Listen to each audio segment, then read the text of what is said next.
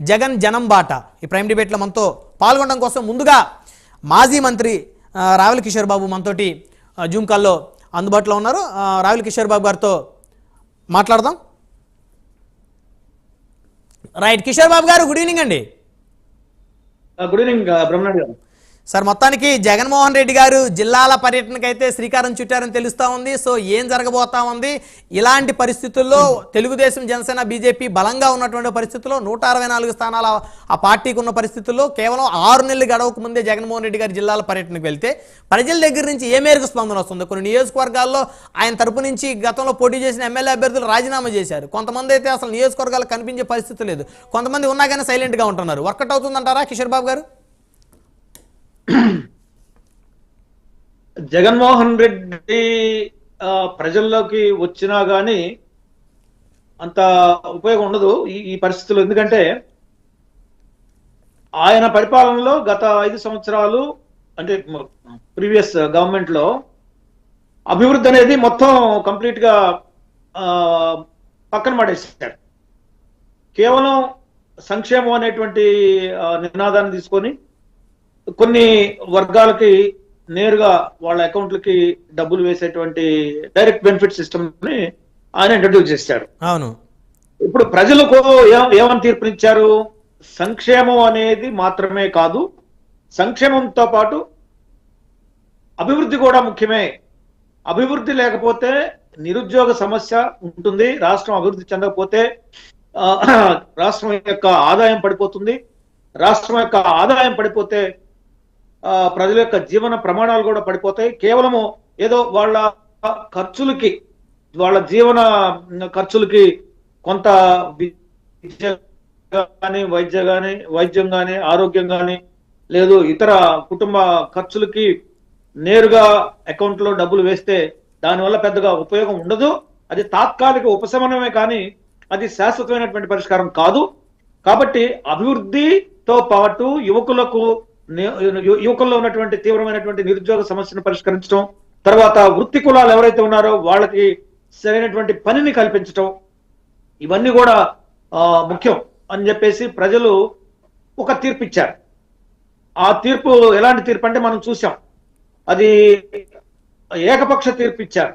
కేవలము 11 స్థానాలకు మాత్రమే వైసీపీని పరిమితం చేశారు. మీరు అన్నట్లు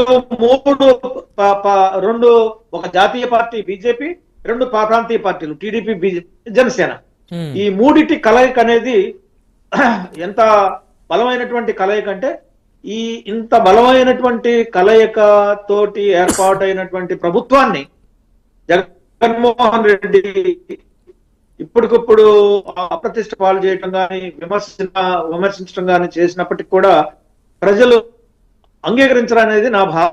ఎందుకంటే 6 నెలల కాలంలో ఇప్పుడు 6 నెలలు కూడా పూర్తి అవ్వలేదు. కూటమి ప్రభుత్వం వచ్చి 6 నెలలు కూడా పూర్తి అవ్వకముందే జగన్మోహన్ రెడ్డి గారు ప్రభుత్వం మీద తిరుగుబాటు జెండా ఎగరేయటం కరెక్ట్ అంటారు కాదంటారు? అది అది అది అది కరెక్ట్ కాదు. అంటే అది సరైనటువంటి సమయం కాదు. 6 నెలలు అనేది ఒక కొత్త ప్రభుత్వం ఏర్పాటైన తర్వాత, ముఖ్యంగా గత ప్రభుత్వం అభివృద్ధిని కంప్లీట్ గా నిర్లక్ష్యం చేసినటువంటి పరిస్థితుల్లో, ఆ రాష్ట్ర ప్రభుత్వం యొక్క ఆదాయం గణనీయంగా పడిపోయినటువంటి పరిస్థితుల్లో, జీవన ప్రమాణాలు దారుణంగా పడిపోయినటువంటి పరిస్థితుల్లో, నిరుద్యోగ సమస్య తీవ్రమైనటువంటి పరిస్థితుల్లో 6 నెలల సమయంలో ఇంత జరిగినటువంటి నష్టాన్ని పూడ్చడం అనేది అది అసాధ్యం. ఇది అల్లావుద్దీన్ అద్భుత దీపం, అల్లావుద్దీన్ దగ్గర ఉన్నటువంటి అద్భుత లాంతర్ కాదు. మనం ఏది కావాలంటే అది కోరుకునేది. 6 నెలల కాలంలో గత 5 సంవత్సరాల్లో జరిగినటువంటి నష్టాన్ని పూర్తి చేసి ప్రభుత్వాన్ని గాడిలో పెట్టడానికి 6 నెలలు సరిపోదు. చంద్రబాబు నాయుడు గారి యొక్క విజ్ఞత, ఆయన యొక్క దూరదృష్టి, ఆయన సుదీర్ఘమైనటువంటి పరిపాలన అనుభవం, ప్రతిపక్ష నాయకుడిగా అనుభవం, 15 సంవత్సరాలు ముఖ్యమంత్రిగా చేసినటువంటి అనుభవం, ఇవన్నిటిని కూడా ముఖ్యంగా ఇవాళ కేంద్ర ప్రభుత్వం మీద ఆయనకున్నటువంటి పట్టు, మోడీ గారి ప్రభుత్వం మీద చంద్రబాబు నాయుడు గారికి ఉన్నటువంటి ఆ యొక్క పట్టు ఏదైతే ఉందో, ఆ యొక్క పరస్పర నమ్మకం, పరస్పర విశ్వాసం ఏదైతే ఉందో, తప్పకుండా ఈ రాష్ట్రాన్ని చంద్రబాబు నాయుడు గారి నాయకత్వంలో పవన్ కళ్యాణ్ గారి యొక్క పూర్తి సహకారంతో కేంద్ర ప్రభుత్వం యొక్క సంపూర్ణ సహాయ సహకారాలతో ఈ రాష్ట్రం అభివృద్ధి బాటలో ముందుకు వెళ్తుందని చెప్పేసి నేనైతే సంపూర్ణంగా విశ్వసిస్తున్నాను. ఇప్పటికప్పుడు జగన్ గారు ప్రజల్లోకి వచ్చినప్పటికీ కూడా ప్రజలు అంతా ఆమోదించే పరిస్థితుల్లో లేరు. 6 నెలల కాలంలోనే ఇప్పటికీ ఒక పక్క రాజధాని నిర్మాణాన్ని శరవేగంతో పూర్తి చేయడానికి ఈ ప్రభుత్వం అన్ని సన్నాహాలు అన్ని రకాలుగా ప్రయత్నాలు చేస్తా ఉంది. మరొక పక్క పోలవరం ప్రాజెక్టు కూడా పూర్తి అవడానికి దగ్గరలో ఉంది. అదే విధంగా ఈ మద్యంలో ఉన్నటువంటి గత ప్రభుత్వం మద్యంలో చేసినటువంటి అవినీతిని కట్టడి చేయడానికి కూడా చంద్రబాబు నాయుడు గారు మరి కొత్త పాలసీని తీసుకొచ్చారు. ఇసుకలో జరిగినటువంటి అవినీతిని కూడా చంద్రబాబు నాయుడు గారు ముందుకు తీసుకొచ్చారు. అయితే ఇక్కడ ఒకటే ఒక సమస్య ఏంటంటే అవినీతి అనేటువంటి మహమ్మారిని ఇప్పటికిప్పుడు కూకటి వేళ్లతో 6 నెలల కాలంలో పెకిలించడం అనేది అసంభవం. ఎందుకంటే మన ఎలక్షన్ వ్యవస్థలో ఖరీదైనటువంటి ఎలక్షన్ వ్యవస్థను మనం చూస్తా ఉన్నాం. ప్రతి ఒక్క ఎమ్మెల్యేలు ఎంపీలు అందరూ కూడా 100 కోట్ల రూపాయలు ఖర్చు పెట్టి ఇవాళ ఎలక్షన్ లో గెలవడానికి ప్రయత్నం చేస్తున్నటువంటి ఈ క్రమంలో ఆ ఎలక్షన్ వ్యవస్థని మనం సమూలమైనటువంటి ప్రక్షాళన గతంలో పవన్ కళ్యాణ్ గారు 2019లో ఎలక్షన్ లో పోటీ చేసినప్పుడు నేను కూడా జనసేన నుంచి పోటీ చేశాను. పవన్ కళ్యాణ్ గారు ఈ విషయాన్ని పదే ప్రజల్లోకి తీసుకెళ్లారు. జీరో బడ్జెట్ ఎలక్షనీరింగ్ చేయాలి మనం అన్నారు. అంటే డబ్బులు ప్రజలకు పంచకుండా ఖర్చు పెట్టకుండా ప్రజల్ని విధి విధానాలతోటి మనం చేసేటువంటి మంచి పనులతో ఆకర్షించుకుని గెలవాలి, అంతేగాని డబ్బు ప్రమేయం లేకుండా మనం ఎలక్షన్ జరపాలని చెప్పేసి 2019లో పవన్ కళ్యాణ్ గారు ఒక గొప్ప ఆదర్శంతో ముందుకు వచ్చారు. అయితే ప్రజలు దాన్ని సంపూర్ణంగా స్వీకరించలేదు. ఇంకా డబ్బు యొక్క ప్రభావం ఇంకా మనం చూస్తూనే ఉన్నాం. ఈ ప్రభావాన్ని పూర్తిగా మనం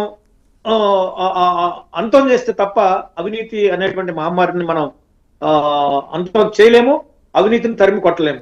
ఏదేమైనప్పటికీ కూడా ఈ కూటమి ప్రభుత్వం బీజేపీ, జనసేన, తెలుగుదేశం పార్టీ కూటమి ప్రభుత్వం అవినీతి పట్ల కూడా పెద్ద ఎత్తున పోరాటం చేస్తుంది. పవన్ కళ్యాణ్ గారు కాకినాడలో జరిగినటువంటి ప్రెస్ మీట్ లో కాకినాడలో ఆయన యొక్క పర్యటన చూస్తా ఉన్నాము. పౌర సరఫరాల మంత్రిత్వ శాఖలో ఆ డిపార్ట్మెంట్ లో గత ఎన్నో ఏళ్లుగా దశాబ్దాలుగా పేరుకుపోయినటువంటి అవినీతిని ఆయన కూకటి వేళ్లతో పెకలించడానికి, అవినీతిని తరిమి కొట్టడానికి పవన్ కళ్యాణ్ గారు కృషి చేస్తున్నట్టు మనం చూస్తున్నాం. మాఫియాలు ఎక్కడికక్కడే మాఫియాలు చూస్తా ఉన్నాం. మద్యం మాఫియా గాని, ఇసుక మాఫియా గాని, పౌర సరఫరాల మంత్రిత్వ శాఖలో డిపార్ట్మెంట్ లో ఈ స్మగ్లింగ్ మాఫియా గాని, ఈ మాఫియాలన్నిటిని కూడా కట్టడి చేయడానికి పవన్ కళ్యాణ్ గారు పదే ఆయన తన వంతు కృషి చేస్తా ఉన్నారు. దానికి తగ్గట్టుగా చంద్రబాబు నాయుడు గారు కూడా ఎప్పటికప్పుడు పవన్ కళ్యాణ్ గారి యొక్క సూచనలు, సలహాలు తీసుకుంటూ, ఆయన సహాయ సహకారాలు తీసుకుంటూ ఒక పక్క కేంద్ర ప్రభుత్వం యొక్క సంపూర్ణ విశ్వాసంతో ఆయన ముందుకు వెళ్తా ఉన్నారు. నాకు ఇప్పుడు అనిపించేది ఏంటంటే గత ఈ 6 నెలల్లో సూపర్ 6 అమలుకి కొంత కృషి జరుగుతా ఉంది. మా రాజధాని నిర్మాణానికి కృషి మొదలైంది. అభివృద్ధిని జరిపించడానికి సంపూర్ణంగా ఈ ప్రభుత్వం ముందుకు వస్తా ఉంది. ఒక పక్క అవినీతిని కూడా అంతం చేయడానికి కృషి చేస్తా ఉంది. ఈ సమయంలో ప్రజలు ఇంకొంత సమయాన్ని ఈ ప్రభుత్వానికి ఇవ్వాలని చూస్తున్నారు. మరొక 6 నెలలు చూస్తే గానీ, ఈ సంవత్సర కాలంలో ఏ విధంగా ఈ ప్రభుత్వ పరిపాలనతో చూస్తే గానీ అప్పుడు గానీ ప్రజలు స్పందించరు. అది కూడా కాకుండా ఇప్పుడు జగన్మోహన్ రెడ్డి గారి యొక్క నాయకత్వం మీద విశ్వాసం సంపూర్ణంగా ప్రజల్లో పోయింది. అందుకే 11 ఎమ్మెల్యే సీట్లే వచ్చాయి. 40% ఓట్లు వచ్చినప్పటికి కూడా 11 సీట్లకే పరిమితం అయిపోయారు. అది ఇవాళ ఆ పార్టీలో కూడా నిరాశ ఉంది, నైరాశ్యం ఉంది, ఆ పార్టీలో నిరుత్సాహం ఉంది, నిర్లిప్తత ఉంది. కేడర్ ని పట్టించుకోలేదు. వాలంటీర్ వ్యవస్థ ద్వారానే ఈయన పార్టీని నడిపించాడు. నాయకుల్ని పట్టించుకోలేదు. నాయకులకు ఇవ్వాల్సినటువంటి ప్రాధాన్యత ఇవ్వలేదు. కేడర్కి ఇవ్వాల్సినటువంటి సంపూర్ణ ప్రాధాన్యత ఇవ్వలేదు. తను ఒక్కడే వాలంటీర్ వ్యవస్థ ద్వారా ఈ ప్రభుత్వాన్ని నడపడానికి పనిచేశాడు. కాబట్టి మా యొక్క అవసరం లేదు, మమ్మల్ని నిర్వీర్యం చేశారు, మాతో పని లేకుండా చేశారని చెప్పేసి ఇటు కేడర్ గాని అటు నాయకులు గాని వైసీపీలో అసంతృప్తితో ఉన్నారు. ఆయన ఆ పద్ధతి మార్చుకోకపోతే పార్టీని బలోపేతం చేయడం కష్టమవుతుంది. పార్టీ నిర్మాణం కూడా సరిగా లేదు. మీరు చూడండి, తెలుగుదేశం పార్టీ ఆఫీస్ చూడండి, ఆ యొక్క నిర్మాణం, ఆ యొక్క వ్యవస్థ, అక్కడ పార్టీలో జరుగుతున్నటువంటి సంస్థాగత నిర్మాణం అది చూడండి. వైసీపీ పార్టీ యొక్క సెంట్రల్ ఆఫీస్ కానీ, సంస్థాగత నిర్మాణం చూస్తే నక్కకి నాగలోకానికి రైట్. తేడా ఇక్కడ ఉంటుంది. ఇక్కడ ఇక్కడ ఒక ప్రశ్న ఇక్కడ కిషోర్ బాబు గారు, ఒక్క నిమిషం. మీరు వైఎస్ఆర్ కాంగ్రెస్ పార్టీలో జాయిన్ అయ్యి ఒక నెల 2 నెలల్లో బయటకు వచ్చేసినట్టున్నారు. అసలు మీరు ఎందుకు బయటకు వచ్చారు సార్? నెల ఎందుకు వచ్చారు? నెల రోజులు బయటకు ఎందుకు వచ్చారు మీరు? అక్కడ ఆ పార్టీ యొక్క పనితీరు చూశాను. అది యాక్చువల్ గా ఒక పార్టీ నిర్మాణం లేనటువంటి పార్టీ వైసీపీ పార్టీ, ఒక వ్యక్తి చుట్టూ తిరిగేటువంటి పార్టీ వైసీపీ పార్టీ. ఒక క్రమ పద్ధతిలో ఒక వ్యవస్థాపరంగా పార్టీని నడిపించడం అక్కడ నేనైతే చూడలేదు. ఒక క్యాడర్ నిర్మాణం ఉండదు, లీడర్షిప్ నిర్మాణం ఉండదు, శిక్షణా తరగతులు ఉండవు, ఒక ఫిలాసఫీ ఉండదు, ఒక ఎయిమ్స్ అండ్ ఆబ్జెక్టివ్స్ ఉండవు, కొన్ని లక్ష్యాలు ఉండవు. కేవలం ఒక వ్యక్తి, జగన్మోహన్ రెడ్డి అనేటువంటి ఒక వ్యక్తి వాలంటరీ వ్యవస్థ ద్వారా పేద వర్గాలకి డబ్బులు, వాళ్ళ అకౌంట్లకి డబ్బులు వేయటం అనేటువంటి ఒక విధానం తప్ప ఈ రాష్ట్రం పూర్తిగా రాష్ట్రాన్ని అభివృద్ధి చేయాలని కానీ, రాష్ట్రాన్ని అభివృద్ధి పదంలో ముందుకు తీసుకెళ్లాలని కానీ ఒక సుదీర్ఘమైనటువంటి విజన్ లేదు, సుదీర్ఘమైనటువంటి ప్రణాళిక లేదు.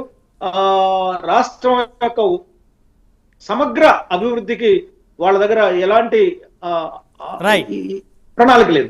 కాబట్టి ఇప్పుడు జగన్మోహన్ రెడ్డి గారి జనంలోకి వెళ్ళినా వర్కౌట్ అవుతుంటారు ఫైనల్ గా? కష్టం అవుతుంది, కష్టం. ఎందుకంటే ఈ 3 పార్టీల కలయిక అనేది చాలా బలమైనటువంటి కలయిక. ఈ 3 పార్టీల కలయిక ద్వారా మెజారిటీ ప్రజలందరూ కూడా ఈ కూటమి వైపే ఉన్నారు. కొద్ది మంది మాత్రమే, మైనారిటీ ప్రజలు మాత్రమే వైసీపీ వైపు ఉన్నారు. అందులో 6 నెలల కాలం కూడా చాలా స్వల్ప కాలం. ఇంకొక 6 నెలల కాలం ఆయన వేచి ఉండాలి. సంవత్సర కాలంలో జరిగినటువంటి అభివృద్ధి, జరిగినటువంటి విధి విధానాలు కానీ, ఈ సంవత్సర కాలం జరిగినటువంటి పరిపాలనని విమర్శించడానికి ముందుకు వస్తే బాగుంటుంది తప్ప 6 నెలల కాలం స్వల్ప వ్యవధిలో ఎవరు అద్భుతాలు చేయలేరు. కాబట్టి ఇంకో కొంత సమయం పడుతుంది. రైట్. ధన్యవాదాలు రావిల్ కిషోర్ బాబు గారు మాతోటి అందుబాటులోకి వచ్చినందుకు. రైట్, ఇకపోతే డిబేట్లోకి వెళ్దాం. సో మరి మొత్తానికి మాజీ మంత్రి రావిల్ కిషోర్ బాబు గారు చాలా స్పష్టంగా చెప్తున్నారు, ఖచ్చితంగా ప్రభుత్వానికి 1 సంవత్సరం మినిమం సమయం ఇవ్వాలి. ఆ తర్వాత ప్రభుత్వంలో ఏదైనా లోపాలు ఉంటే, వారు ఏదైనా పని చేయకపోతే, ఇచ్చిన హామీలు అమలు చేసే ఆలోచన లేకపోతే అప్పుడు ఖచ్చితంగా ఎవరైనా ప్రశ్నించవచ్చని. కానీ వైఎస్ఆర్ కాంగ్రెస్ పార్టీకి ప్రస్తుతం ప్రజల్లో అంత పట్టు లేదు. సో ఆ పార్టీ క్యాడరే నైరేషన్లో ఉంది కాబట్టి జగన్మోహన్ రెడ్డి గారు ఇప్పుడు జనంలోకి వెళ్ళినా వర్కౌట్ అవ్వదు అని మరి మాజీ మంత్రిగా ఉన్నటువంటి రావిల్ కిషోర్ బాబు గారు చెప్తున్నారు. రైట్, ఇకపోతే డిబేట్లోకి వెళ్దాం. మనతోటి